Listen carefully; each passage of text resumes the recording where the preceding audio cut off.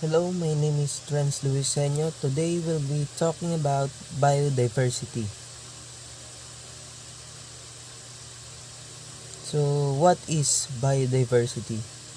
Biodiversity or biological diversity is the variety and variability of life on Earth. Biodiversity is a measure of variation at the genetic species and ecosystem level.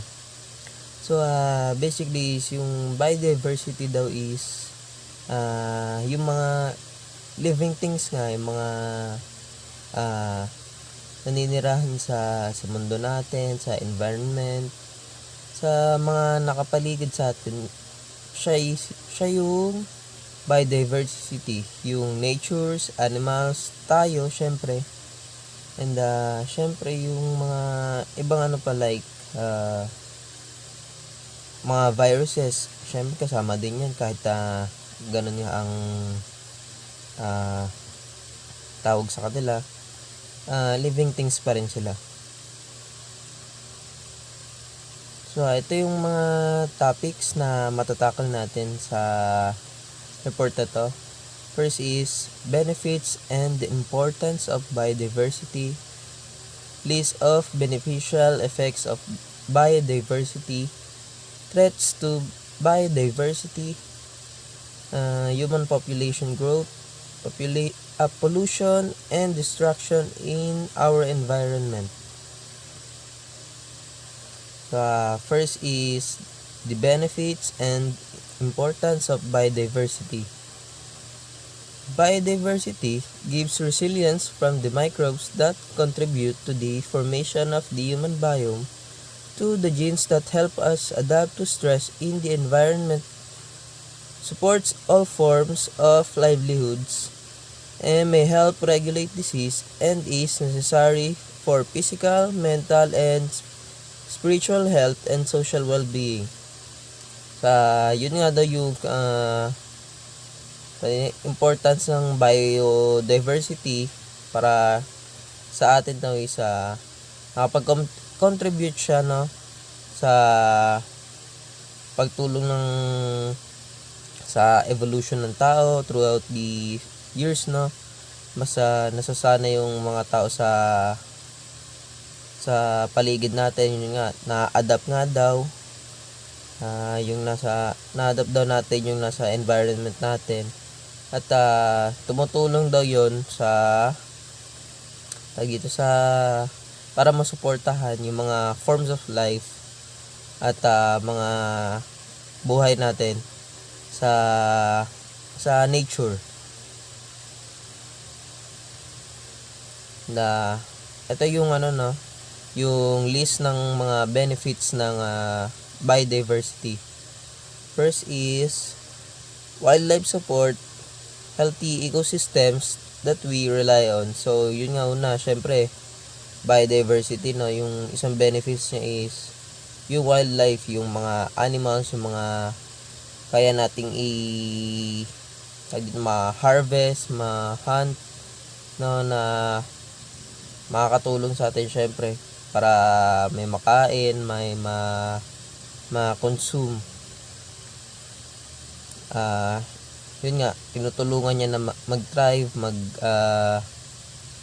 mag-preserve pa yun, and ayun.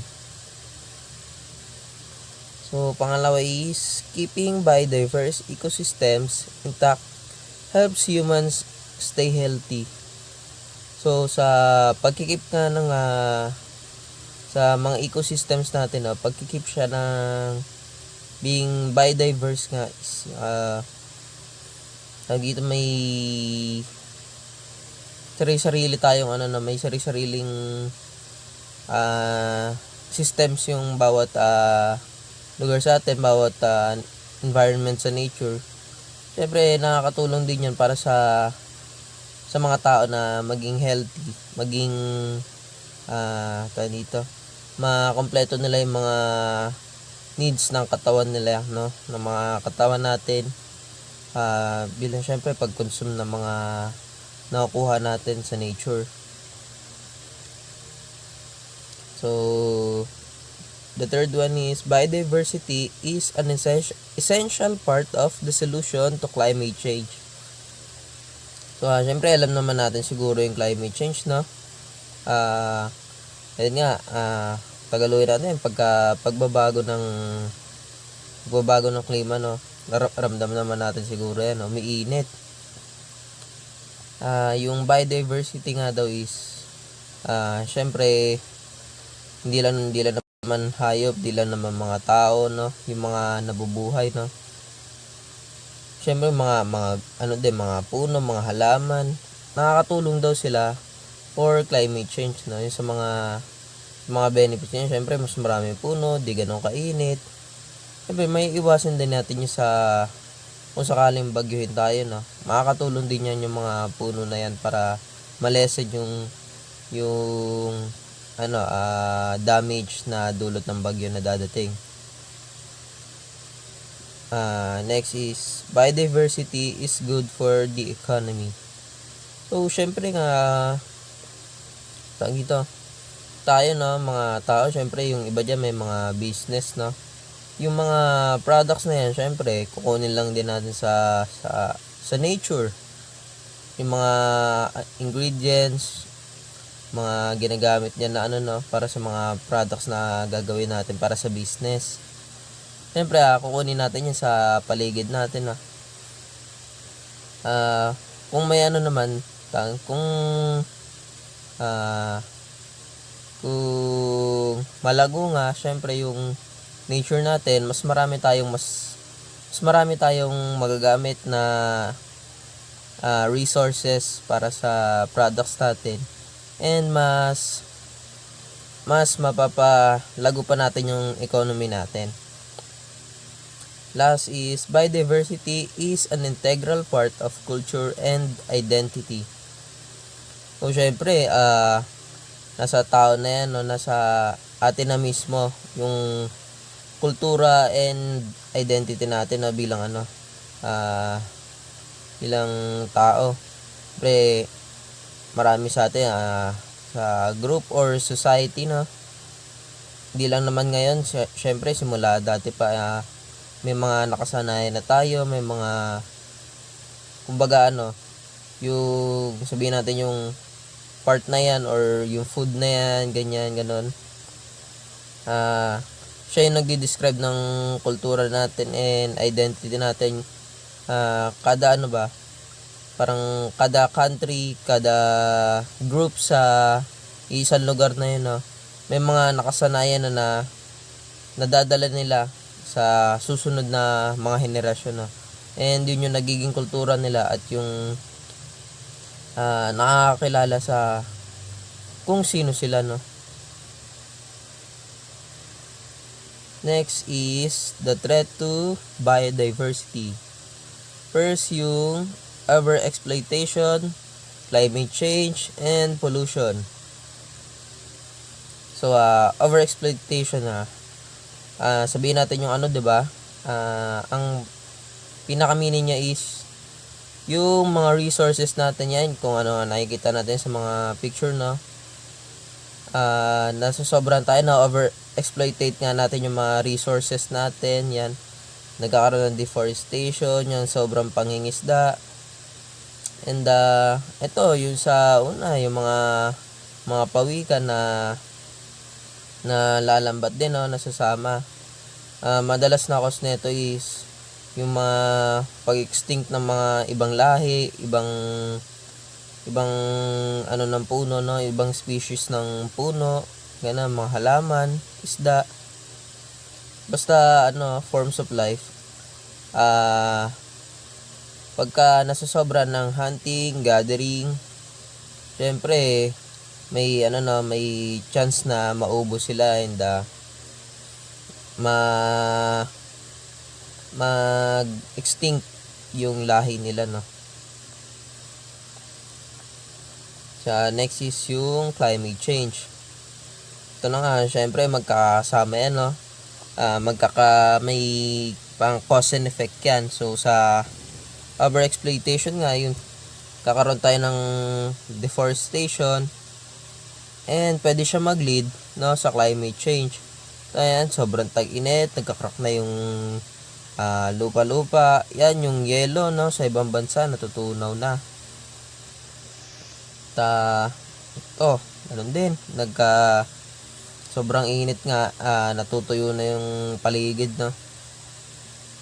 Ang cause niya, syempre niyan, tayo din, no, sa pag-increase ng population, no.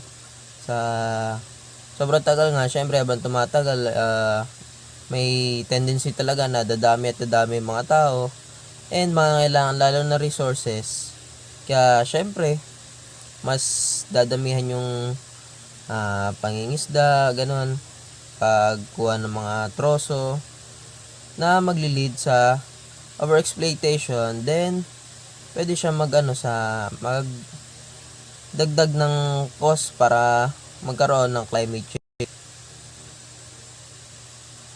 So last is yung pollution, no.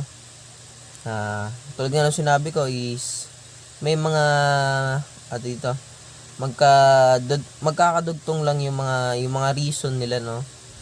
Kanila tatlo, overexploitation, climate change, and etong last sa pollution.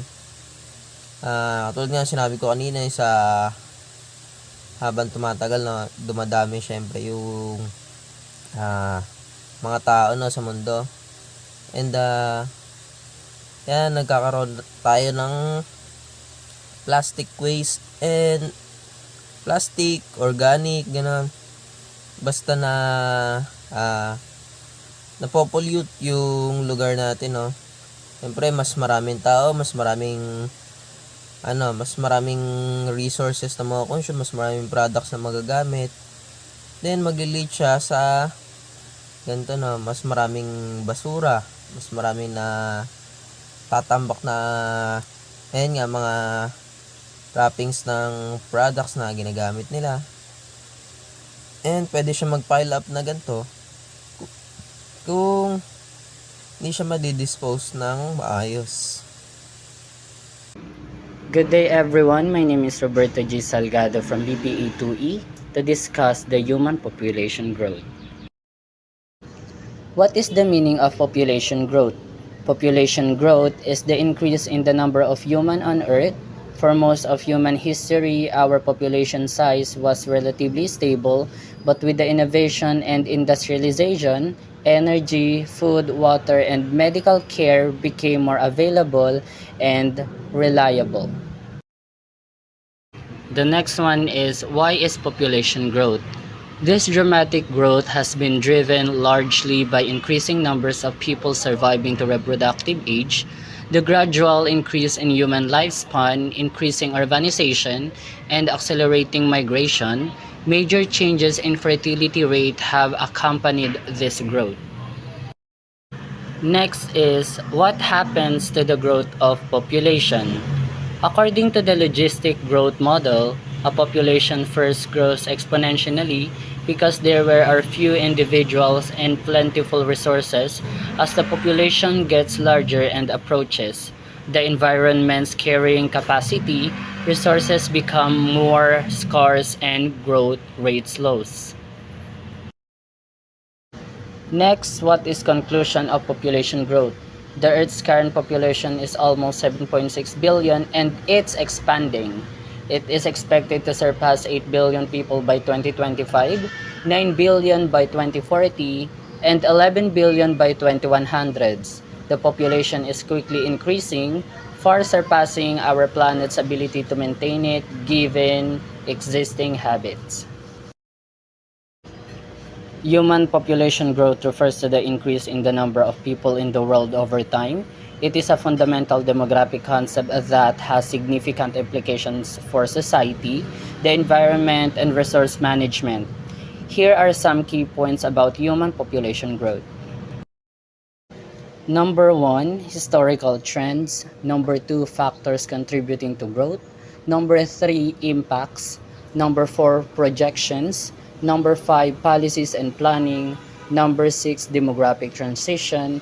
And lastly, number 7, sustainability. Understanding and addressing human population growth is a complex issue that requires a combination of social, economic, and environmental strategies to ensure a sustainable and prosperous future for all. That's all. Thank you. Good day everyone, I am Rose Paduan. Today, I will start by sharing a shocking statistic with you. Did you know that approximately 8 million metric tons of plastic waste ends up in our oceans? This is just one example of the pollution and destruction that our environment facing. Today, I will be discussing this critical issue and its impact on our planet. Pollution and destruction in our environment have become pressing concerns that demand our immediate attention. The purpose of this presentation is to raise awareness about the causes, consequences, and the potential solutions to these issues. By the end of this presentation, I hope to inspire each of you to take action and contribute to a cleaner, healthier environment. So let's begin by understanding what pollution really means. Pollution refers to the introduction of harmful substances or energy into the environment, resulting in adverse effects on living organisms and ecosystems. There are various types of pollution, including air pollution, water pollution, soil pollution, and noise pollution. Now that we know the different types of pollution, let's explore the main causes behind them.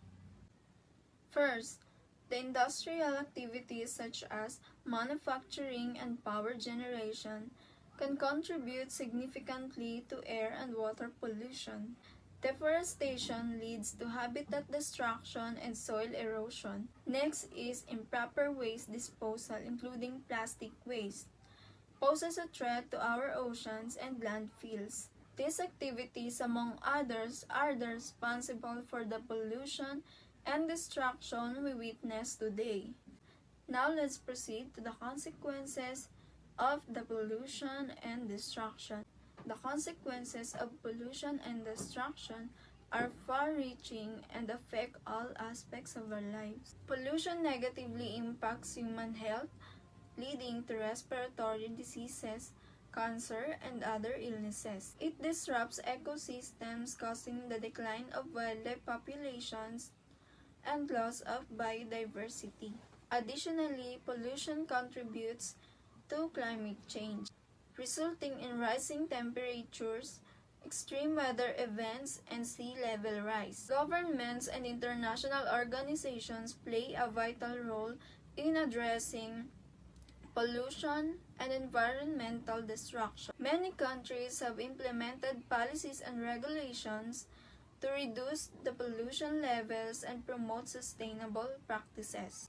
Now let's talk about the solutions and actions. While government and international efforts are essential, individual actions are equally important in combating pollution and destruction. We can contribute to a sustainable future by adopting renewable energy sources, practicing proper waste management, and supporting conservation efforts. Pollution and destruction in our environment are urgent issues that require our immediate attention. By understanding the causes, consequences, and potential solutions, we can all play a part in creating a cleaner and healthier planet. So, I encourage each of you to take actions and make sustainable choices in your daily lives.